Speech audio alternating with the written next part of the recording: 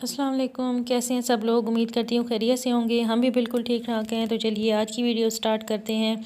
सबसे पहले हमने अपने हमाम दस्ते में गरम मसाला और सूखा धनिया और खड़ा मिर्च कूट लेनी है। अच्छी तरह से हमने इसकी पिसाई करनी है। इसके अलावा हमारे पास दूसरे मसाला जात भी हैं। हम बनाने लगे हैं मटर और हमारे पास आलू और कीमे की रेसिपी है। तो ये ज़रा मैं अलग अंदाज में बनाने लगी हूँ। इसके लिए मैं प्याज और लहसुन जो है वो मैं सबसे पहले जो है वो मैंने काट लिया है, ताकि वो मैं जब डालूँ तो मुझे आसानी हो। इसके अलावा मेरे पास मसाले जात हैं जो मैं अभी पहले आपको दिखा रही हूँ, लेकिन मैं तफसील से भी आपको रेसिपी बताती हूँ। सबसे पहले हमने अपनी कढ़ाई में कीमा डाल लेना है। 2 कप पानी में ये मटन का कीमा है, तो आपने इसके अंदर प्याज और लहसुन भी डाल लेना है। इसके बाद हमारे पास जो पिसे हुए मसाले हैं हमने वो भी डालने हैं, और हमारे पास जो कुकिंग ऑयल है वो भी डाल देंगे।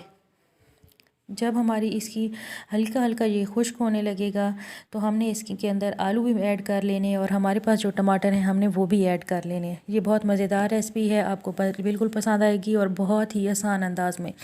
ग्रीन मिर्च अगर आपके पास हैं तो आप वो भी ऐड कर सकते हैं। It's up to you.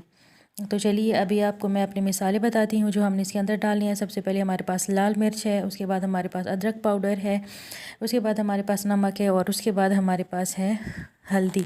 तो ये चीज़ तीनों क्वांटिटी अच्छी क्वांटिटी में आपने डालनी है, ताकि आपका ये कीमा है और इसमें आलू डाल रही हूँ तो मैं इसलिए मिसाले तेज़ रख रही हूँ। तो चलिए ये मिसाले भी हम इसके अंदर ऐड कर देते हैं अपनी कढ़ाई के अंदर, और इसकी अच्छी सी भुनाई करनी है।